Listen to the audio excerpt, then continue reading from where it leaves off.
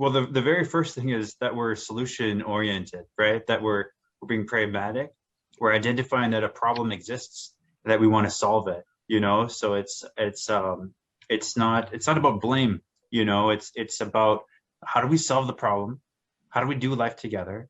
How do we respectfully move forward with good relationships with each other? And I think even that acknowledgement is a barrier for a lot of people. And before we can even get into the discussion of a way forward, I think we have to recognize the complexity of the question and how big it is and how huge it is. I when I started speaking on this issue, I wrote a poem called "Dear Younger Me," an open letter to my younger self, and it was supposed to be a summary of everything that I've learned from the time I was young until now about this, because there was a huge transition for me.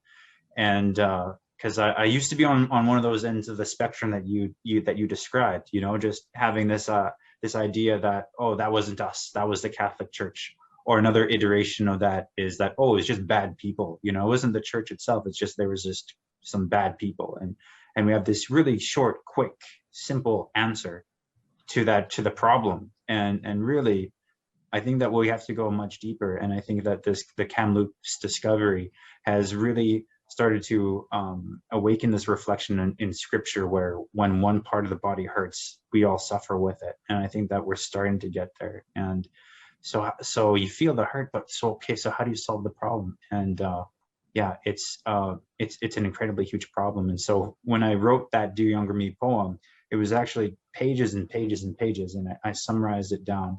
And but what it is, it talks about all the, like, the things that you have to know. It's like you almost have to, in order to understand the problem, it's like you have to know about history. You have to know about Canadian history. You have to know about Canadian politics, how Canadian political institutions work.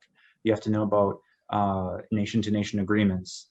You have to, you know, all of these different things. And then you take all of that and then you use that to inform your Christian worldview.